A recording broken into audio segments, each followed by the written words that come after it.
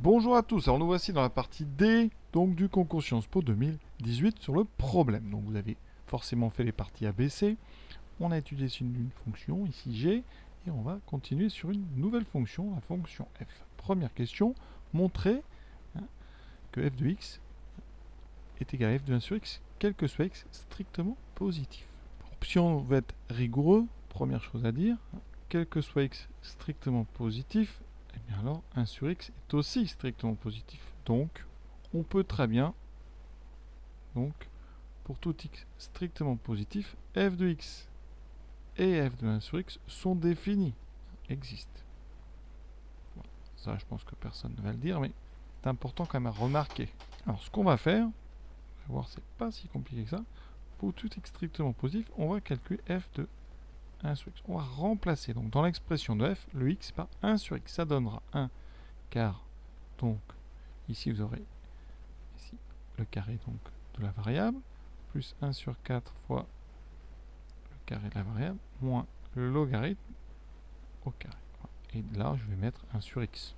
D'accord, 1 sur x, 1 sur x. Qu'est-ce que ça me donne? Ici on a 1 sur 4 fois 1 au carré, ça fait 1 sur x au carré. Plus 1 sur 4 fois 1 sur x au carré. Pareil.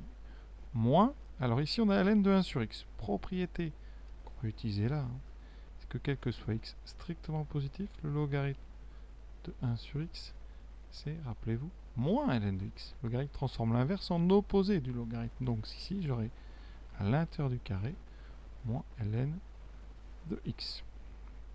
Alors on y est presque, regardez. Premier terme, on a 1 fois 1 sur 4x2 plus 1 sur 4x2 moins, en mettant au carré, vous avez donc le moins qui va disparaître. On y est presque. On a donc 1 sur 4x2, celui-là j'y touche pas.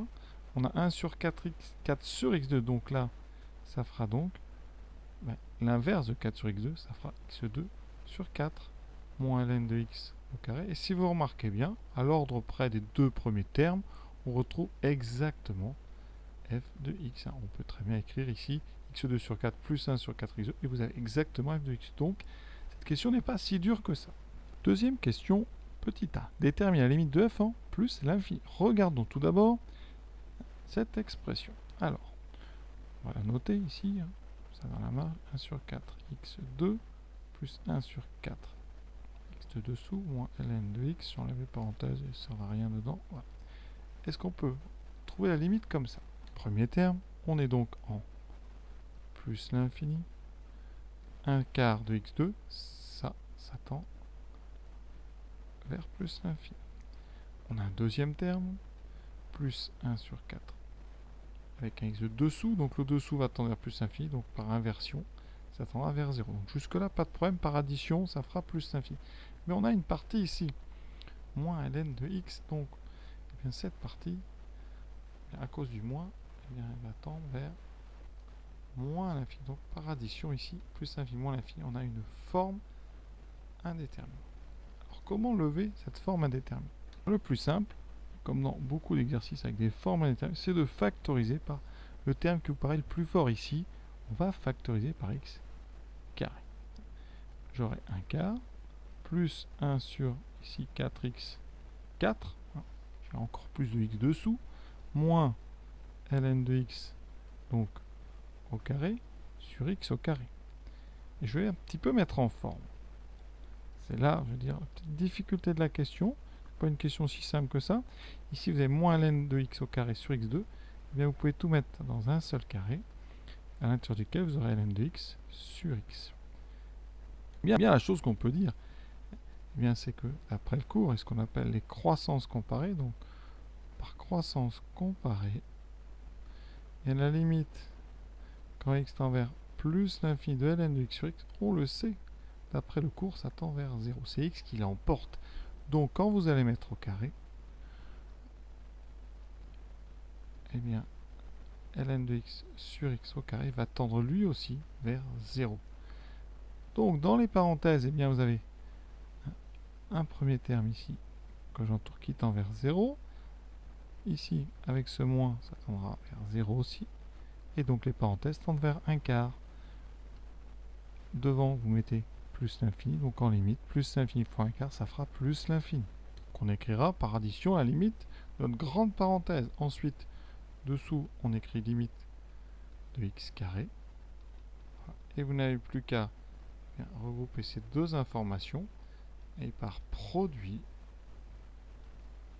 la limite de f en plus l'infini, ça sera donc plus l'infini fois 1/4 plus l'infini. Question 2b. Maintenant, on va déterminer la limite de f en 0. Alors, vous allez voir, on va utiliser habilement la première question. On cherche la limite quand x tend vers 0, donc de f de x. Eh bien, je vais utiliser la première question. On sait que f de x, c'est égal à f de 1 sur x. D'accord? On va regarder ce f de 1 sur x. 1 sur x, bien sa limite, quand x tend vers 0 plus, parce que là on est en 0 plus, la fonction est définie sur 0 plus l'infini, la limite de 1 sur x c'est plus l'infini. Et ce plus l'infini, je le mets où? Je le mets dans f de x par composé. Et je sais que la limite de f, donc ici, de grand x, quand grand x tend vers plus l'infini, on vient de démontrer tout à l'heure que c'était plus l'infini. Donc ici, ces deux choses-là, eh bien vous voyez, je prends grand x égale 1 sur petit x, et bien par composition, par composé, la limite donc de f de 1 sur petit x, quand x, petit x tend vers plus l'infini, ça sera donc plus l'infini. D'accord? Vous avez bien compris qu'ici, on a posé grand x égale 1 sur petit x. Et on a fait une composée. Donc, la limite qu'on avait calculée en plus l'infini, finalement, va nous servir pour faire la limite en 0, parce que la propriété de la question 1, eh bien, nous dit que les problèmes en plus l'infini et les problèmes en 0, finalement, sont les mêmes, à cause de cette égalité. Pour ceux qui n'avaient pas vu ça, il y a une autre façon de faire à peu près comme on a fait dans la première question. Alors ici, on sait bien que la limite quand x tend vers 0 plus de x ln de x est égal à 0. C'est ça la croissance comparée en 0. D'accord? C'est x ln de x. Donc on va essayer de faire apparaître ça. Pour ça, je vais non pas factoriser par x2, mais mettre du 1 sur x2. Ça veut dire qu'ici, j'aurai 1 sur 4 x4 plus 1 quart moins, et là vous aurez x2 ln de x au carré. C'est exactement la même idée que dans le premier. Et on regardera qu'est-ce qui se passe quand x tend vers 0 plus. Donc, on regardera, je ne vais pas rédiger, je vais faire des petites flèches. Ici, même idée que tout à l'heure, on met tout dans un carré. Vous voyez que la forme, ici, notre croissance comparée est apparue. Donc, x tend vers donc 0 plus. D'accord? Donc, mon premier terme, lui, tend vers 0. Le deuxième tend vers 1 quart. Et cette croissance comparée, mais on vient de le dire, elle tend vers 0. Donc, dans les parenthèses, eh bien, ça tend comme tout à l'heure vers 1 quart. On a la même situation. Qu'est-ce qui se passe devant? X tend vers 0 plus, donc 1 sur x carré tendra vers l'inverse de 0 plus au carré. C'est donc plus l'infini. Donc, par produit, eh bien, on retrouve la même limite, plus l'infini. Troisième question, on va montrer que la dérivée donc de f, c'est 1 sur 2x fois g de x. On va donc dériver. Alors comme tout à l'heure, on va rappeler.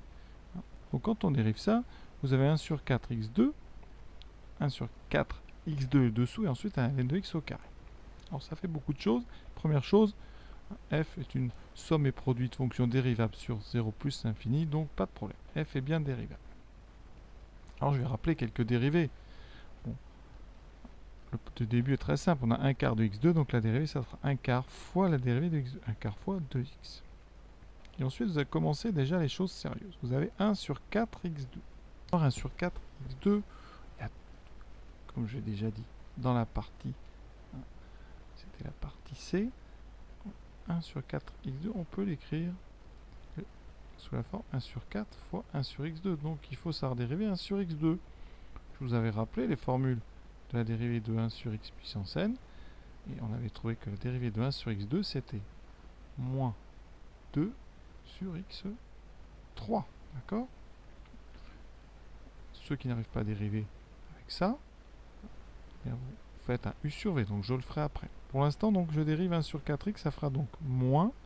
Alors le 4, vous allez le retrouver dessous, ça fera moins 1 quart. Ici, alors j'ai mis le moins.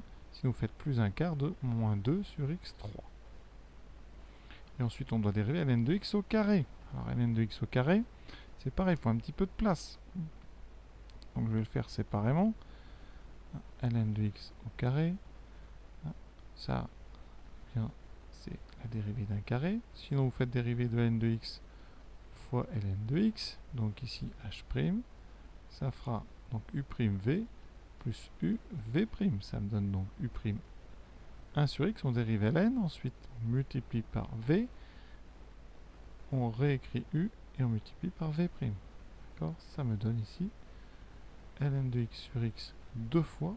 Donc ça donne 2n de x sur x. Donc, on n'oublie pas le moins, ça me donne moins 2 ln de x sur x. Pour ceux qui bien, connaissent la dérivée d'un carré, la dérivée de u carré, c'est 2u'. Donc ici, on aurait pu dériver ln de x au carré directement. Ça aurait fait 2 fois la dérivée de ln 1 sur x fois ln. Vous voyez, ça aurait gagné un petit peu de temps, on aurait évité le produit. Ensuite, dernière remarque, pour ceux qui ont du mal à dériver 1 sur 4x2, on peut le faire en faisant un quotient, c'est-à-dire u sur v, donc ça donnera u'v moins uv' sur v carré. Alors u', on dérive le haut, 0, on réécrit le bas, moins la dérivée, non, pardon, moins le haut, fois la dérivée du bas, donc ça fait 4 fois 2x, 8x, divisé par 4, x2. J'obtiens, ici, ce terme disparaît, il me reste moins 8x sur 4 au carré, donc 16, x4. On simplifie le 8 et le 16. Il me reste d'abord moins x sur x4, avec ici un 2. Et on simplifie par x, il me reste moins 1 sur 2x3. Vous voyez qu'on retrouve bien ce que j'avais écrit. Alors pardon, je dis ce que j'avais écrit, mais il faut bien tenir compte du 1 quart. Ici, vous avez déjà dérivé avec le 1 quart. C'est pour ça que quand vous regardez ce produit-là, c'est bien moins 2 sur 4. On peut simplifier ici par 2, il me restera moins 1 sur 2. Donc on retrouve bien moins 1 sur 2x3. Maintenant, on transforme. On simplifie un petit peu. Ici, on divise. On simplifie par 2, ça fait x sur 2. Ensuite, encore par 2. Moins 1 sur 2 x3. Moins 2 ln de x. On doit mettre ça sous la forme 1 sur 2x g de x. Donc, l'idée, on va dire, c'est de mettre au même dénominateur. Donc, je vais tout mettre sur 2x3. Donc, le premier, vous voyez, va être multiplié en haut et en bas par x3. Le deuxième, c'est déjà fait. Ici, on va multiplier par donc x au carré. J'obtiens x4 moins 1 moins 2. Ici, attention, j'avais pas le 2 dessous, donc je dois rajouter un 2 dessous. Donc ici, je n'aurai plus 2, et j'aurai 4. x2 ln de x. Alors, le résultat qu'on me propose est sur 1 sur 2x. Donc, je factorise maintenant par 1 sur 2x devant. Ça veut dire qu'en haut, pour l'instant, ça ne change pas. Mais en bas, je vais prendre le 2 et un x. Il me restera x2. Et vous voyez, dans les parenthèses, je vais séparer la fraction. J'aurai x4 sur x2, moins 1 sur x2, moins 4x2 ln de x sur x4. Alors ça a l'air dur, mais regardez bien cette expression. On y est. x4 sur x2, ça fait x2. Moins 1 sur x2, c'est bon. Et ici, les x2 se simplifient. Il me reste moins 4. Donc ça, vous reconnaissez 1 sur 2x fois g de x. Ce n'est pas la question la plus simple. Il y a beaucoup de transformations. Petite astuce. Pour ceux qui ont du mal à factoriser ou à trouver 1 sur 2x fois g de x, vous regardez ici. À côté, vous faites 1 sur 2x fois g de x. Et vous regardez ce que ça donne. Donc je multiplie par x2 moins 1 sur x2 moins 4 ln de x. Je développe. J'aurai donc x2 sur 2x, moins 1 sur 2x3, moins 4 ln de x sur 2x. Et vous regardez, alors ici, on simplifie par 2. Et vous voyez qu'on trouve exactement, après simplification ici, on trouve exactement ceci. D'accord? Donc, vous pouvez dire que ça, donc, f' est bien égal à 1 sur 2x g de x, puisqu'en développant, on retrouve la même chose qu'en dérivant. Dernière chose de cette partie D, en disant le sens de relation de f. Alors, on va faire un tableau de signes. Hein. Donc, étude du signe de f' de x. On est donc sur 0 plus l'infini. Alors, première chose, on a dit que f' c'était 1 sur 2x g de x. Donc, sur 0 plus l'infini, pour tout x strictement positif, 1 sur 2x est strictement positif. Donc, f' est du signe de g de x. Et le signe de g de x, je l'ai encore là. On l'a déterminé dans la partie C. Donc là, chez x, ça veut dire que f', son signe, eh bien, c'est que ça s'annule en 1, c'est négatif, positif, tout comme g de x. Donc, eh bien, les variations de f, c'est donc décroissant, puis croissant. On peut conclure en faisant des phrases. Donc f est strictement décroissante sur 0,1 et f est strictement croissante sur 1 plus l'infini. On peut faire moins 1, ça ne pose pas de problème. Voilà, cette partie est terminée. Pour info, voici la dernière partie de ce sujet, un petit peu plus difficile. Hein. On va faire un TVI. Vous voyez la question, montrer qu'il y a une unique solution. Et ensuite, on va utiliser un petit peu tout ce qu'on a fait dans le sujet. On finira par un algorithme et un balayage pour trouver une valeur approchée d'une solution. Voilà, à très bientôt.